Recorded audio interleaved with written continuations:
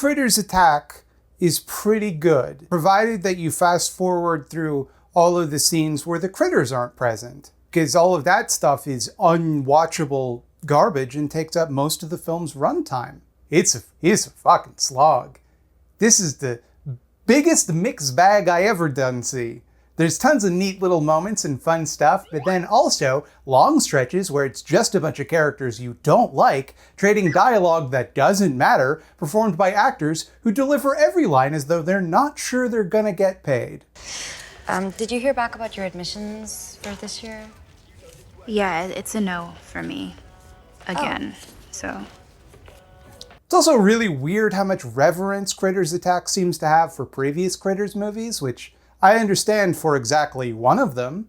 There are tons of little references and probably tons more that I missed, and I don't really understand why, because who gives a shit? There's a scene in the beginning where we follow a character in a long tracking shot from behind, and then the camera pans up and we see her face and it's this big reveal, and I was like, huh? Who's that? Oh, it's the mom from the first one. Sure, fine, yeah. How exciting. All the D. Wallace stands are like, fuck yeah! Not the same character, mind you. In fact, it's not really clear that this movie even takes place in the same world as previous Critters movies. I mean, probably not, because the critters reproduce differently, and let's just get into it. Okay, so Philip, a young boy who lives, I guess, in this house, sees a UFO, which he is fucking pumped about. Philip's whole thing is aliens. He loves aliens. This kid eats, sleeps, and breathes aliens. And nobody believes in aliens but Philip. And everybody tells him, well, you foolish child, there's no aliens. And he starts investigating this UFO, tracking them on this Denny's placemat map. Anyway, Philip's sister Drea is the main character. Drea wants to go to the fictional Leroy College because her mother went there for a couple months before dropping out. So Drea is, naturally, obsessed with going to this particular college and constantly gets rejected, despite having the grades. Now, I know what you're thinking here. Is this some sort of commentary on race or class? And yes, it is, but they forgot to write that part, because at the end of the movie, she's just like, I don't need this fancy college, without anything to justify that complete 180 in motivation. Right now, she works at a sushi restaurant and has a fraught relationship with her father figure, Uncle Lewis, an alcoholic policeman. Boy, what a lot of plot threads. Take a moment and ask yourself how many of them will pay off, because the answer might surprise you. The critters eat a guy, and this sets off an alert, and Aunt D, this movie's bounty hunter, sets out to get the Krites. Ah, another plot thread. How is this random woman a Krite bounty hunter? Where did she get all this alien weaponry? What's her story? Is she an alien, or is she human, or is she the mom from the first movie? A lot of balls in the air, huh? Drea goes to work at her sushi restaurant, and then we learn two conspicuous things. The sushi restaurant uses the best blades. Hey, where do you learn to do that? I just kind of figured it out, I guess.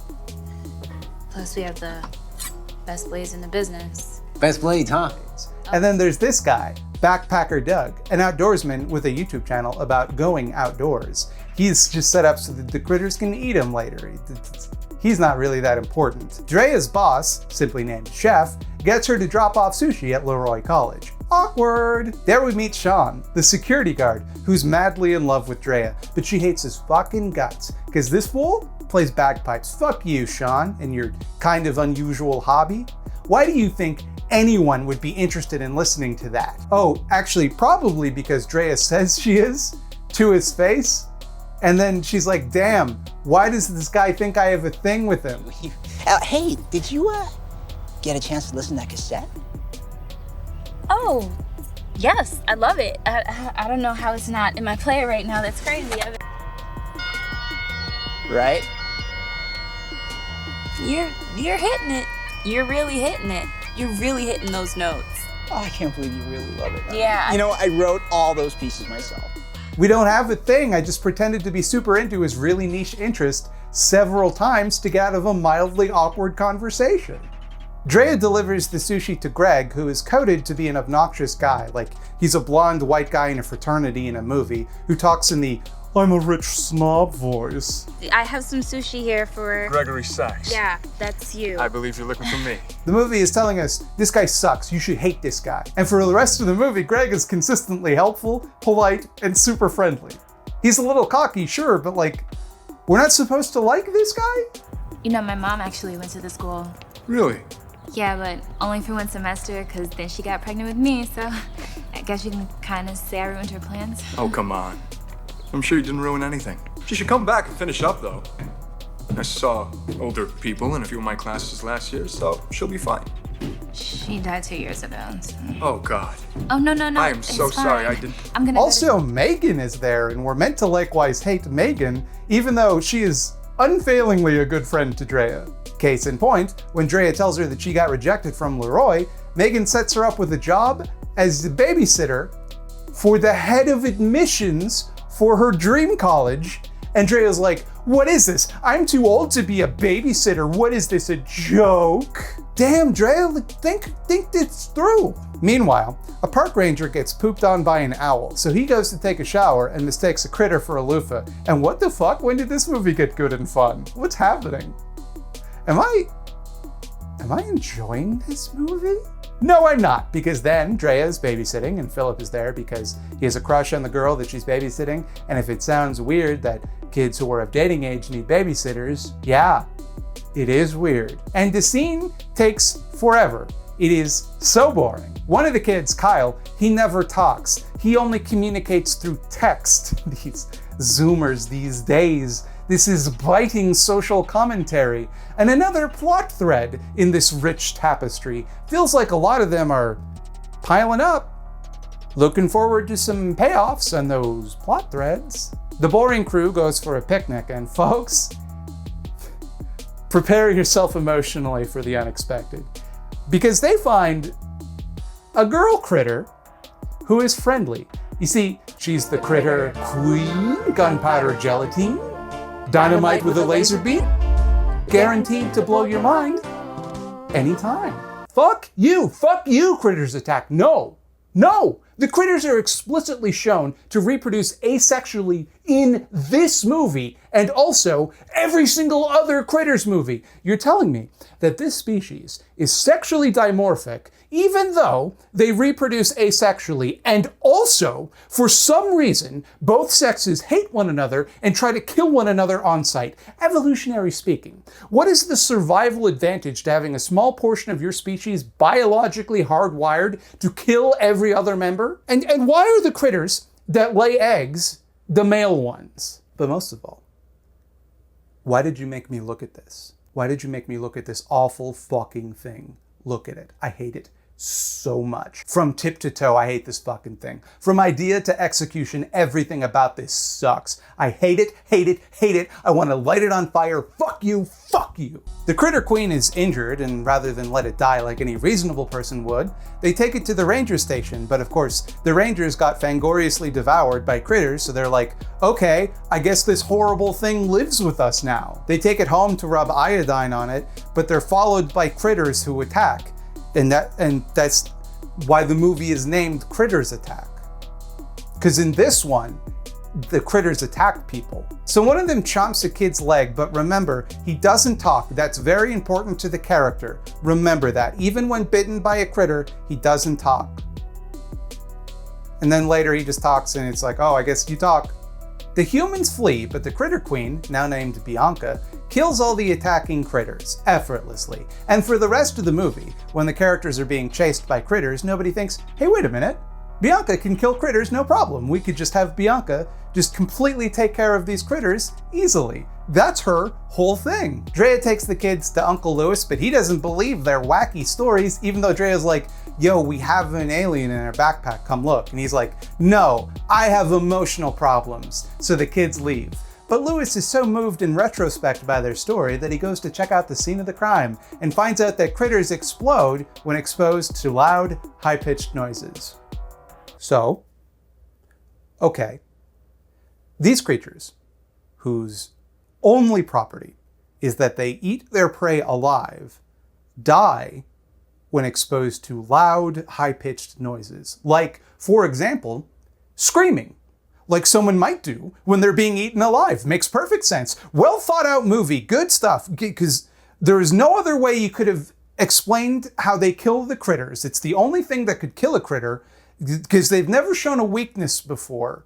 You know, you couldn't just shoot it with a gun, say. You got to establish early on Chekhov's loud, high-pitched noise. Next, the kids go see Chef, who is pissed that the critters ate his nephew. So the kids hatch a plan to go to the Leroy campus to activate a satellite phone that the kid's mom has in her office. The critters took down the phone lines earlier in the movie by accident, and I guess that also took down the internet, which might actually be how that works. I don't know, but it certainly doesn't feel like it's how it works. Chef stays behind and justifies the existence of the movie.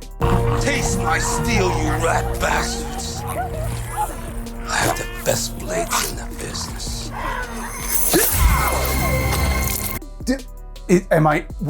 Am I enjoying this movie again? What's happening? Why did the movie get good? You might have noticed by now, but Critters Attack oscillates from unwatchable dreck to the funnest sequel in the franchise with breakneck speed.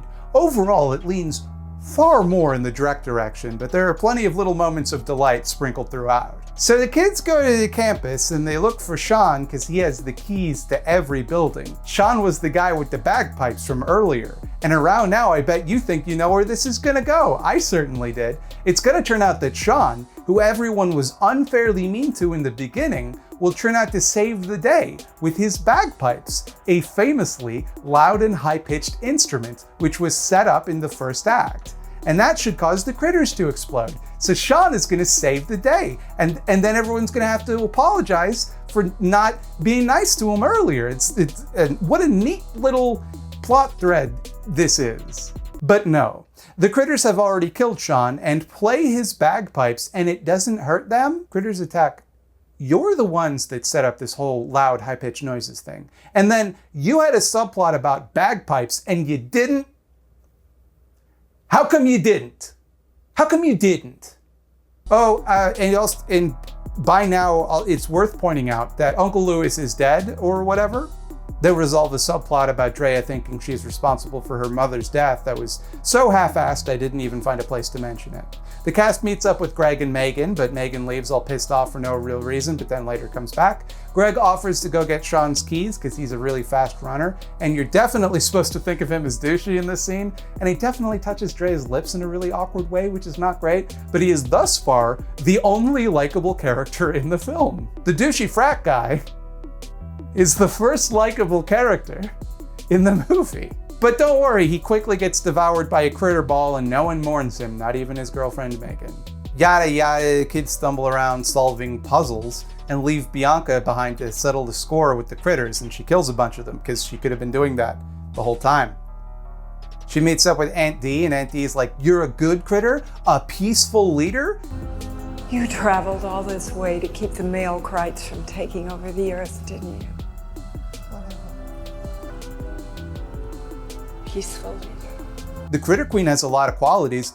Peaceful isn't one of them. She kills like 1 million critters. I would argue that violence is justified. The critters are shitty.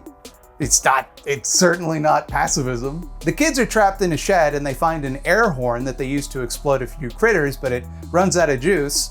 So these literal children fight off an army of critters with improvised melee weapons, like I always kind of thought anybody could do at any time. And also, none of the critters use their poison spikes to stop people. Actually, in this one, the critters might not be venomous. Philip takes one in the neck and it doesn't even faze him. Then Aunt D shows up and they blow up another critter ball. Hard cut to the credits. That's it. I think the best way to experience this movie is like a YouTube compilation of all of the best parts, like complete with Kevin MacLeod music. It's the only way you're gonna have any fun with it. But it does have some pretty good moments. Taste my steel, you rat bastards. But all of those moments are drowned out with mountains of boring, zero-effort filler. Just characters standing around, taking turns speaking. And I find that I simply cannot blame the cast for this, because there are moments where they seem to be let off leash and do some fun stuff like by accident, but then someone behind the scenes is like, hey, cut that out. Settle in and be boring and lifeless and unwatchable. Ah, blow it up? Nope, put the pin back in. It's not time. Okay, let's do this. And if I seem like I enjoyed Critters Attack a bit more than I should have, that's partially because I'm free of critters. I can watch anything I want. I'm not going to watch the Critters TV show. Can you imagine? When I started this project, I thought I would. But no, I will not. Not ever. Actually, I'll tell you what. If this channel gets to 100,000 subscribers, then I'll review the Critters TV show. Hell, I'll even review the Critters fan film, Bounty Hunter. Anyway, let's see what Bobby's up to. Hey, what are you doing? You have a camera in here? We need an HR department.